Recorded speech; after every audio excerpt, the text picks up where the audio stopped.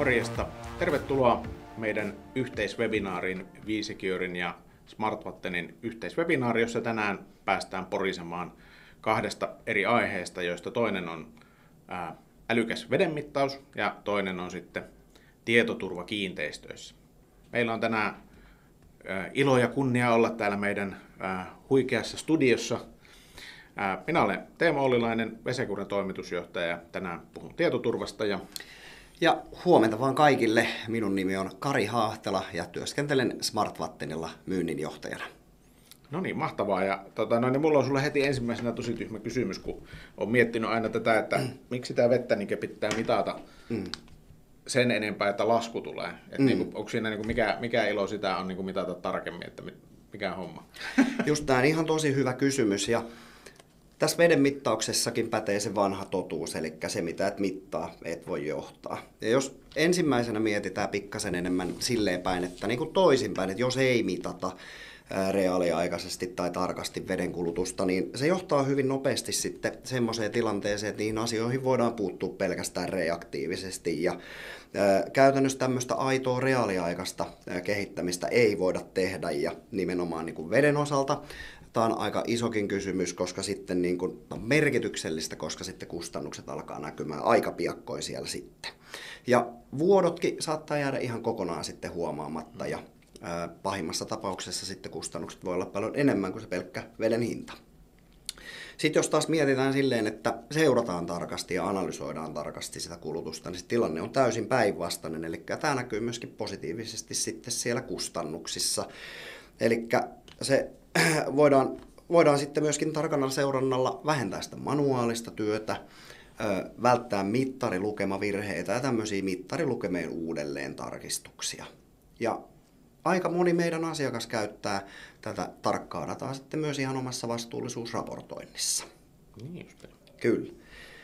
Mutta Teemu, mekin kun kerätään tätä vedenkulutusdataa ja vedenmittausdataa sinne pilveen, niin mä en voi olla kysymättä, että mitä tapahtuu, jos joku väärentää tai sotkee tämän datan, että onko se oikeasti ihan realistinen riski? No joo, kyllähän se tänä päivänä rupeaa olemaan ihan aitokin riski, eikä vähiten viimeaikaisten tapahtumien myötä. Ja tuommoinen niin kuin datan väärentäminen tai manipuloiminen, niin se on semmoinen yksi niistä tyypillisistä asioista, mitä sitten pahantekijät tai ikävät toimijat tekee. Mutta toisaalta sitten tässä ehkä voi katsoa tätä snadisti laajemmasta kontekstista, eli ei pelkästään vesidataa, mutta sitten kiinteistöissä on energiankulutusta, sulla on kameravalvonta, sulla on energia, sulla on aika paljon erilaisia ilmanvaihtoa, lämmitystä. Niin siinä kontekstissa, jos miettii sitä, niin kaikkihan ne on tänä päivänä digitaalisia. Etenkin uudemmissa kiinteistöissä, niin lähtökohtaisesti kaikki on tavalla tai toisella etähallittavia ja on niin kuin yleensä verkossa siellä. Ja mitä sitten voi tapahtua, jos sitä väärennetään sitä dataa, että entäs sitten? No tuossa oli yksi esimerkki, tuli mieleen, tuossa tämä on vanhentunut rikos vissiin. En ole siis itse tehnyt, mutta jossakin opiskelija-asuntosäätiössä oli ollut samassa verkossa nämä opiskelijoiden ATK ja sitten se vesimittari, ja joku oli laittanut 2-3 nollaa sinne perään ja oli tullut muutaman miljoonan lasku ja kaikki ihmetteli, että mistä tämä johtuu. Toihan nyt on tämmöinen niin kuin semanttinen, että niin kuin joo, okei, se sitten korjataan myöhemmin, mutta ei se nyt kauhean kivaa kuitenkaan ole.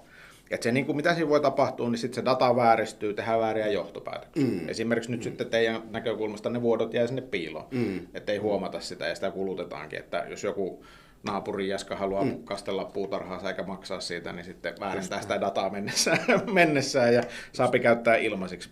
Ja sitten tietysti nykypäivänä sitten isommissa yrityksissä niin on nämä vastuullisuusraportointi esimerkiksi. No sehän menee pieleen heti, jos sitä dataa pystytään väärentämään siinä matkalla. Ja totta kai sitten tuommoisissa konteksteissa on mainetta ja juridisia riskejä ja vaikka mitä niin rupeaa tulemaan sitten niin kasautumaan siinä.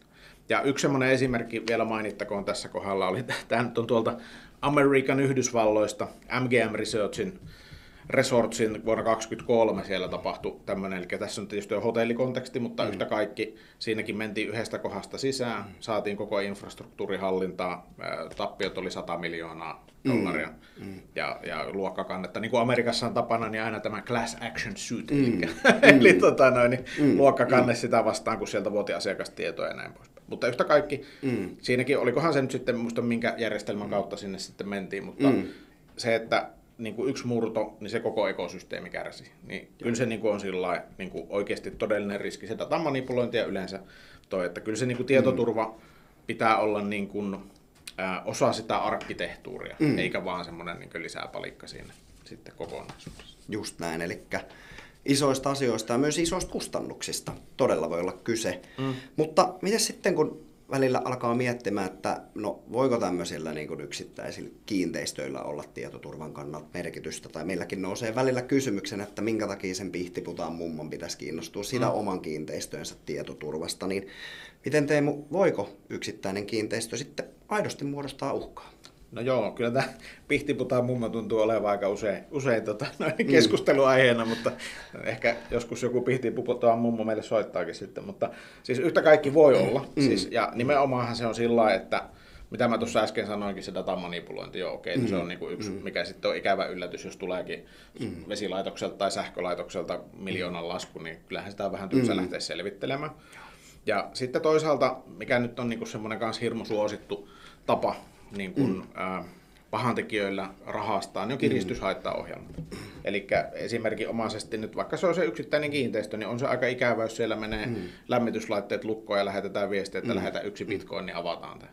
Niin on se niin kuin silleen, on se harmillista, voisi jopa sanoa. Joo. Ja sitten niin kuin tämmöiset, sitten pois lukien nämä, mitkä niin kuin aiheuttaa sitten siihen kiinteistön omistajalle tai sille nyt harmia suoraan, mutta epäsuorasti niin, että sitten näitä laitteita, mitä siellä verkossa on, niin niitähän voidaan rekrytoida osaksi pahantekijän verkkoon, millä tehdään sitten hyökkäyksiä. Esimerkiksi just ennen kuin meillä webinaari alkoi, niin oli uutinen, että eduskunnan sivut on palveluistohyökkäyksen uhrina tällä hetkellä ja alhaalla. No yksi tapa tehdä tuommoinen palvelus, tai ainut tapa tehdä palveluistohyökkäys on se, että sä rekryät verkosta erilaisia laitteita, mihin sä pääset kiinni, ja ne rupeaa hyökkäämään sinne. Eli sehän on niinku, palveluistohyökkäys tarkoittaa sitä, että monesta eri kohteesta lähetetään sinne vaan liikennettä siihen kohteeseen, jotta se menee alas. Ja tässä tapauksessa nyt tietämättä, mitä nyt on tapahtunut, mutta nehän voi olla vaikka jotain kiinteistön laitteita, mitkä on saatu haltuun. Se voi olla se vesipumppu siellä, joka hyökkää, tai pakki, tai mikä sitten ikinä, joka tällä hetkellä tekee sitä. Se on niin kuin aito, ikävä asia, mikä siitä tulee nyt sitten niin kuin muille. Ja niin seurauksena sitten luonnollisesti niin kuin taloudellisia vahinkoja, jos niin kuin tarvii vaihtaa vaikka se pumppu tai muu vastaava sieltä, niin sun kiristyshaittaohjelma alasena, niin et sä voi käyttää sitä, niin sehän maksaa, kun sä otat sinne kavereita, sun pitää huoltomiestä tilata. Kaikki nämä kustannuksia. Kyllä siitä niin kuin tulee aidosti kustannuksia niin kuin lähtökohtaisesti. No, miten tuossa niin kuin kaikessa yksinkertaisuudessaan sitten voi ehkä vähän niin kuin edes, en mä sano välttämättä vielä edes varautua, mutta edes miettiä sitä asiaa, niin on oikeastaan se, että vaihe 1 epäonnistumiseen tässä on se, että tiedä mitä sulla on siellä sun kiinteistössä. Se on niinku se ykkösvaihe, mikä jännä kyllä. Me ollaan aika monessa kiinteistössä käyty ja ihmetelty sitä porukalla, niin aika harva tietää, mitä siellä ihan oikeasti on. Niinku, se on se niinku eka vaihe. Dokumentoidaan, katsotaan mitä siellä on. Onko ne edes verkossa? Eihän tänä päivänä niinku kaikki laitteet edes ole, että jos sulla on joku vanha kiinteistö, mitä ei ole niinku saneerattu tai remontoitu, niin ei siellä ole mikään verkossa. Ei siinä mutta dokumentointi. Sä dokumentoit sen, kirjaat sinne hallituksen riskienhallintaohjelmaan, että hei, me ollaan katsottu näin ja täällä ei ole, niin huoli pois. Tai sitten toisinpäin, sä käyt ne läpi ja okei, näissä on otettu näin ja näin se huomioon ja eteenpäin.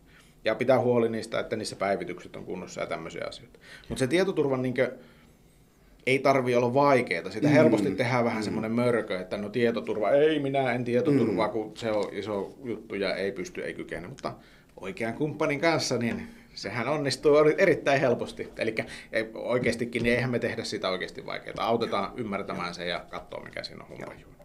Mutta joo, mites Kari, jos mennään niinku oikeasti siitä niinku vesidatasta niinku siihen, että miten vaikeaa se nyt niinku oikeasti on? Et eikö se niinku, onko se niin, että sulla pitää näpätä irti sieltä niinku se vanha mittari ja tehdä huoltokatkoja huoltomiestä ja laittaa uusi mittari? Kuinka iso projekti se on? Kuulostaa hirveän niinku isolta projektilta? No Teemu, se on kyllä ihan niin se on helpompaa kuin sitä luullaan. Eli vähän sama niin kuin teilläkin, että ei tehdä siitä vaikeaa. Eli tänä päivänä se on hyvinkin yksinkertaista ja nopeata. Ja meillä oli esimerkiksi tässä tämän vuoden keväällä yhden asiakkaan kanssa aloitettiin yhteistyö siis kokonaisveden kulutuksen mittauksessa. Ja hyvinkin nopeasti sitten saatiin isompi kiinteistökokonaisuus seurantaan ja palvelukäyntiin ja data sitten siinä virtaamaan. Eli nopeasti ja näppärästi sitten se menee. Ja oikeastaan niin kuin yhtä lailla niin kuin, kun puhutaan tilakohtaisesta mittauksesta ja ehkä tutummin siitä huoneistokohtaisesta mittauksesta asuinkiinteistöissä, niin ei sekään ole oikeasti sen vaikeampaa. Että aika tyypillinen paikka niin kun tehdä sitten se huoneistokohtaisten vesimittareiden asennus on siinä linjasaneerauksen yhteydessä, mutta tämä ei ole ainoa paikka, eli huoneistokohtaisia mittareitakin voidaan asentaa kyllä ilman sitä isompaa remonttia, ja se ei ole hirveän iso urakka sekään, että kun ammattilainen sen tekee tänä päivänä, niin kyllä se nopeasti ja näppärästi menee, että pystytään parhaimmillaan puhumaan jopa ihan plug and play ratkaisuista. Tässä on ehkä historiassa ollut totta kai niin kuin erilaisia tapoja ja tekniikoita sitten, miten on vettäkin mitattu, mutta aika usein näissä aikaisemmissa tavoissa on ollut se, että se alkuinvestointi on ollut aika korkea, tai sitten se skaalattavuus on ollut vaivalloista tai hankala, että ei ole oikein ollut järkevää lähteä sitten välttämättä viemään sitä isompaa kiinteistökantaa, mutta tänä päivänä tilanne on muuttunut. Ja jos mietitään vähän tämmöistä arjen tietoturvaa ja ratkaisuja, niin meillekin välillä tulee kommentteja ja pohditaan niin kuin näin, että tietoturva olisi jotain tämmöistä erillistä IT-höttöä. Mutta Teemu, miten vastaat tähän? Minkä takia vaikkapa kiinteistöjohtajan pitäisi välittää tietoturvasta? No joo, kyllä kai se ystävä hyvä on jo kansalaistaito tämä tietoturva, että kyllä meillä kaikilla pitäisi siitä oikeasti välittää ja miettiä, että mikä siinä niin kuin on tilanne, koska etenkin semmoisilla toimijoilla, ketkä tavalla tai toisella vastaa siitä kiinteistöstä tai on jolla omistaa sitä tai jonkinlaista panosta sen kiinteistön omistukseen, eli isännöitsijät, se varsinainen omistaja, hallitus, sehän hallitusvastuussa jo niin kuin tavallaan tulee, eikä tavallaan, vaan ihan käytännössä tulee niin kuin osaksi sitä hallitusvastuuta myös se tietoturva, samalla kuin paloturvallisuus tai mikä hyvänsä, että ei se. Nyt oli hyvä esimerkki, oli esimerkiksi tämä näiden leikkipaikkojen auditointi on niin kuin pakollista kiinteistöjen omistajille. Nyt puhutaan asuinkiinteistöistä. Niin ihan sama homma. Pitäisi olla mun mielestä tietoturva-auditointi pakollista. Se on ihan yhtä relevantti. Okei, leikkipaikalla totta kai on henkilövahingoista kysymys. Totta kai kyllä tietoturvallakin saadaan henkilövahinkoja aikaa, mutta niin kuin yhtä kaikki niin samalla lailla se pitäisi olla niin kuin siinä samassa kontekstissa. Ja toi niin kuin noitten automaatiojärjestelmien tietoturva, mitkä on siis näitä järjestelmiä, jotka niin kuin palvelee sitä kiinteistöä, eli just älykäs vedenmittaus, nämä niin vakit, siellä saattaa olla pesulan varausjärjestelmiä, ilmanvaihtoa, lämmitystä, näitä on vaikka kuinka paljon erilaisia, kameravalvonnat ja muut. Niin kyllä se niin kuin täytyy osata ja ymmärtää sen kiinteistöomistajan tässä kontekstissa se, että mitäs näiden tietoturva on. Et niin kuin se on vähän unohdettu se kokonaisuus. Et kyllä se pitää olla niin kuin näillä omistajilla ja hallituksella osana sitä riskienhallintaprosessia. Niin, että kun mietitään muitakin riskejä, niin tietoturva on yksi niistä riskeistä. Että ottaa sen mukaan samalla kuin paloturva tai vesivahinkojen niin kuin, estäminen, niin täytyy olla siinä riskienhallinnassa tavalla tai toisella otettu. Mutta niin mulla jäi tuosta mietityttää, kun sä puhuit noista niin kuin säästöistä, vuototapauksista. Ymmärtääkö kaikki niin kuin automaattisesti sen, että sitten kuitenkin niin kuin, nyt vaikka teidän kontekstissa kaikki perustuu niin kuin sit siihen, että se data on niin kuin luotettava ja saadaan se informaatio sieltä? Joo, kyllä. Se ymmärretään tosi hyvin, että kaikki perustuu siihen luotettavaan ja sitten myös ennen kaikkea tarkkaa dataa.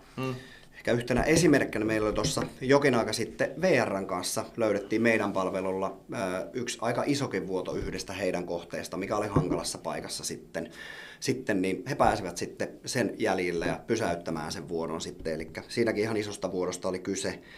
Ja näitä löytyy monia muitakin esimerkkejä. Esimerkiksi on ollut tapauksia, missä on meinannut tulla vesivahinko tai tämmöinen niin kuin orastava vesivahinko, jos on saatu sitten palvelulla kiinni ja näin niin kuin vältettyy isommat kustannukset ja ennen kaikkea se harmi, mitä siitä sitä aiheutuu totta kai. Ja nämä perustuu myös siihen, että se data on tarkkaa ja luotettavaa. Ja Löytyy monta muutakin esimerkkiä yhteistyössä asiakkaiden kanssa, että varsinkin siinä alussa saattaa tulla niitä vesivuotoja aika paljonkin siellä kiinteistöllä. Saatetaan vähän ihmetellä, että hetkinen, mitä tämä nyt tarkoittaa, mutta sitten kun aletaan tutkimaan sit tilannetta tarkemmin ja pääsemään jyvälle siitä, että no missä vuotaa ja löydetään niitä vuotokohtia sitten, niin kyllä se homma sitten siitä helpottuu ja taas tiedetään, ymmärretään niin kuin sen kiinteistön sielun elämää vähän paremmin. No sieluelämästä puheen ollen, niin onko sillä niin vedenkulutuksella niin sit vaikutusta niin niin kokonaisenergian kulutukseen, kun hirveästi niin puhutaan siitä niin energiankulutussanalla niin tavallaan sitä seurannasta ja se niin kinostelee, niin onko se enemmän, niin kuin, olisiko se enemmän mahdollisuus, että niitä tarkasteltaisiin yhdessä kuin omina kokonaisuuksina, että jotenkin tuntuu, että keskustelussa ja julkisessa keskustelussa niin enemmän ollaan siinä niin kuin energiapuolessa, että onko tämä niin kuin vedenkulutus jäänyt vähän niin kuin poikapuolen asemaan nyt sitten siinä? Se aika usein käy näin, ja kiinteistön omistajilla se niin kuin energiankulutuksen optimointi ja säästöt on siellä aika korkealla prioriteetissa, mikä on totta kai tosi hyvä asia, siihen kannattaakin keskittyä, koska siellä se sitten säästettävät eurot on tosi isoja.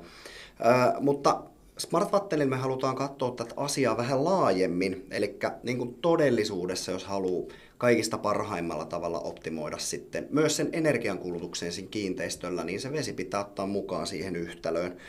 Esimerkiksi asuinkiinteistöissä tämän niin kuin veden ja sitten veden lämmittämiseen käytetyn energian määrä, niin nämä yhdessä sitten on tosi iso osa siitä kaikesta vesi- ja energiakustannuksista. Eli kyllä sillä todella on merkitystä. Ja sitten jos mennään ihan konkreettisiin lukuihin, niin käytännössä, jos kiinteistöllä säästää 20% vedenkulutuksesta, niin tämä tarkoittaa myöskin noin 5% energiansäästöä. Mun mielestä ainakin ihan merkittävä osuus. No, se on kyllä tosi paljon. Itse asiassa, jos miettii ihan kokonaisuutta. Mutta sä tuossa aikaisemmin puhuit tuosta niinku tilakohtaisesta veden mittaamisesta, niin miten se liittyy tähän? Joo, se liittyy kokonaisuuteen totta kai ja aika isostikin, eli kun kokonaisveden kulutuksella päävesimittariseurannalla saadaan se kokonaisveden kulutus, mutta tilakohtaisella mittauksella päästään sitten vielä tarkempaa dataa siellä kiinteistön sisällä ja analytiikkaa myöskin, että tämä helpottaa kiinteistön omistajaa ymmärtämään sit tilannetta paljon paremmin siellä kiinteistön sisällä ja esimerkiksi nämä vuotojen paikantaminen helpottuu, kun tiedetään jo ennakkoon vähän tarkemmin, että no mistä paikkaa lähdetään sitten etsimään sitä vuotoa. Ja taas asuinkiinteistömaailmassa, niin se näkyy sitten myös sinne asukkaalle asti, eli kun mitataan huoneistokohtaisesti, asuntokohtaisesti sitä vedenkulutusta, niin asukkaan on paljon helpompi ymmärtää niitä omaa kulutusta ja kulutustottumuksia myöskin, ja sitten myöskin vaikuttaa niihin kustannuksiin, eli pystyy siinäkin sitten säästämään aika pitkän pennin. Niin, että kun näkee sen, että mitä siellä tapahtuu, niin pystyy myöskin itse vaikuttaa ja näkee, että mikä se oma vaikutus on. Juurikin näin. Mutta Teemu, palataan vähän kokonaisuuteen vielä niin kuin tämän tietoturva-asian suunnalta, miten te WeSecurella katsotte tätä kokonaisuutta, ettekä vaan niin kuin yhtä tietoturvaosiota? Miten tämä tietoturva liittyy kokonaisuuteen? No joo, kiitos kysymystä. Se liittyy koko kokonaisuuteen. Niin kuin tavallaan just tämä, että mitä tuossa aikaisemminkin jossain vaiheessa luettelin hiukan niitä eri ratkaisuja, mitä kiinteistöissä on. Et siellähän on paljon asioita, jotka palvelee sitä kiinteistöä. Ja niin kuin meillä niin kuin Wesecuren fokus on nimenomaan sitä kiinteistöä palvelevat järjestelmät ja niiden tietoturva. Ja niin kuin tavallaan, otetaan vaikka hyvä esimerkki, voisi olla vaikka joku tehdaskokonaisuus, missä sitten on otettu huomioon hyvin sen niin kuin, toimistoverkon tietoturvaan Jiirissä. Sitten on sen niin kuin, näiden tuotantolinjojen hommat on kunnossa, hieno juttu. Mutta sitten monesti törmätään siihen, että sitten sen kiinteistöä palvelevat järjestelmät onkin ihan eri henkilöiden hallinnassa ja ihan eri ihmiset vastaa niistä. Ja kun tyypillisesti niin kuin toi kiinteistöjen järjestelmät, eihän ne ole ollut verkossakaan kuin vasta viimeiset 10 vuotta, 15 vuotta maksimissa. Että aikaisemminhan ne on ollut ihan niin kuin tavallista on ollut se, ja vielä isossa osassa kiinteistöjä, tavallista on se, että jos siellä tarvii jotain säätää, niin sitten se säätäjälle soitetaan ja sitten se säätäjä tulee paikalle ja menee sinne, tiedätkö, lämmönjakohuoneeseen, avaa oven ja painaa nappia ja nyt on säädetty. Mutta nyt kun ne rupeaa olemaan kasvavassa määrin koko ajan etähallittavampia, koska siinä haetaan sitä kustannussääntöä. Totta kai etähallinto, sun ei tarvitse soittaa sille ja sen ei tarvitse ajaa sinne. Tiedätkö, niin se hoitaa se etänä, niin totta kai se on järkevää ja niin pitääkin tehdä. Se on niin kuin just näin. Mutta tyypillisesti tässä skeneessä ei ole ehkä sisäänrakennettuna vielä tätä ajatusmaailmaa, että tietoturva on tärkeää. Niin näin ollen tyypillinen tapaus on se, että sinne ostetaan joku kustannuksia säästävä järjestelmäkiinteistö, oli se asuinkiinteistö, teollisuuden kiinteistö, mikä hyvä. Ja sitten se menee paikan päälle, asennetaan se, tuosta tökkelistä saapi sähkö, tuosta tökkelistä saapi internetin, kato tämä toimii, hieno juttu, lähdetään kotiin, kaikki on kunnossa. Mutta sitten kun tämä tökkeli, joka meni sinne internetin suuntaan, niin sitten jos siinä ei ole mietitty sitä, että miten tämä tietoturva, niin sitten ollaan vähän ongelmissa nopeasti. Sitten ollaan avoimessa internetissä ja sitten se on avoin ovi niille pahantekijöille ja se on vähän niin kuin huono juttu. Niin lähinnä vaan oikeastaan se kokonaisuuden palatakseni, niin tässä on tosi paljon näitä niin kuin komponentteja, mutta meidän idea on se, että me tuodaan semmoinen niin kuin tietoturvallinen alusta, oli se kiinteistö mikä hyvänsä, palvelemaan niitä kiinteistön järjestelmiä, että siihen meidän laitteisiin kun laittaa vermeet kiinni, niin ne on tietoturvallisesti selkeä internetissä, helposti otettavissa etähallinta, päivitetään ne, hoidetaan se, niin kuin se pohjakuntoon, jolloin sitten voidaan keskittyä, tai ne voi keskittyä siihen niin kuin omiin järjestelmiin ja kiinteistöomistajalla taas on mielenrauha siitä, että niin kuin ei tarvitse olla huolissaan ja voi laittaa sinne riskienhallintadokumenttiin, tiedätkö, että tämä riski on mitigoitu, kiitos, seuraava riski. Joo. Niin tavallaan päästään siitä sitten, eli niin kuin, joo, kyllä, liittyy kokonaisuuteen. Just näin. Kun ollaan miettiä vähän niin kuin oikeastaan kaikkea tätä, mitä ollaan tänään keskusteltu sun kanssa, niin loppupelissä kysehän on siitä, että kaikkea dataa on paljon saatavilla. Sitä on tosi paljon saatavilla. Mutta että se pitää saada niin kuin ymmärrettävää ja tietty analysoitua muotoon ja totta kai sitten muuttaa teoiksi siellä arjessa, eli pelkällä datallahan ei tee mitään, vaan sen pitää johtaa sitten myöskin toimenpiteisiin ja totta kai niin kuin suojata kunnolla, koska suojaaminen liittyy sitten taas ihan kaikkeen. No se on just näin. Ja mulla oikeastaan jäi tästä vesidatasta just se ehkä mieleen, että se ei ole pelkästään niin kuin vesidataa, vaan se niin kuin liittyy siihen koko kiinteistön johtamiseen ja niin kuin siihen onhan se niin kuin ihan hirmu niin kuin relevanttia, että sä saat kiinni niitä vuotoja, mistä säkin puhuit paljon, että nehän niin kuin helposti jääpi huomaamatta kaiken maailman vessanpöntön vuotamista, mutta ne on yllättävän kalliita hyvin nopeasti. Kyllä. Et jotenkin niin kuin ainakin itselle tuli semmoinen tunnelma, että toihan pakollista. Niin. Et pakkohan se olla joka kiinteistössä, että tyhmää olla olematta. Niin. Ehkä jotenkin näin. Kyllä, just näin. Just kyllä se on ja se on tärkeää ja se on merkittävää. Siitä saa niin kuin nopeasti sitten myöskin hyötyä siihen omaan työhön kiinteistön johtamiseen ja kiinteistöportfolion johtamiseen ja sitten myöskin. Ja toki tukee myöskin sitten vastuullista liiketoimintaa. Ja ehkä niin kuin, mitä itse jäin miettimään, niin sillä kiinteistön tietoturvalla on merkitystä myös sille yksittäiselle kiinteistölle, yksittäiselle taloyhtiölle. Kyllä, se on kyllä just näin. Ja nythän meillä alkaa olla vähän niin sanotusti valmistellut jorinat valmiita tässä, eli niin, tämmöistä keskustelua tällä kertaa, ja jos tuli semmoinen tunnelma, että voidaan olla avuksi, oli se sitten niin kuin veden mittaamisen tuottamisessa tai tietoturvan tuottamisessa, tai edes siinä, että voidaan tulla auttamaan siinä dokumentoinnissa ja ymmärtämisessä, mitä siellä kiinteistössä on, niin ei muuta kuin pingiä LinkedInissä tai soittoa tai mitä hyvänsä, vesekure.fi palvelee siinä meidän osalta. Juuri näin. Ja SmartVatten palvelee sitten siinä niin kuin vedenmittauksen ja analytiikan osalta. Ja tänä päivänä, kun kaikkea dataa on saatavilla tosi paljon ja sitä pystytään kerätä ja seuraamaan helpoilla menetelmillä, niin ne kannattaa hyödyttää myös siinä oman kiinteistön johtamisessa ja hallinnassa. Ehdottomasti just näin. Kiitoksia, että olitte tänään meidän seurannamme täällä. Tästä on luvassa luonnollisesti myös tallenne, jossa me saadaan meidän Ronekin ilmaan, niin tulee hienoa ilmakuvaa täältä meidän hienosta studiosta. Eli kiitoksia tästä yhteisestä tuokiosta ja erityisen onnistunutta työpäivää tai iltaa tai milloin sitten ikinä, jos tallennet katsoo, niin onkaan, että hyvää yötä. Juuri näin. Kiitos myös mun puolesta ja oikein mukavaa päivänjatkoa kaikille. Se on moro. Morjes.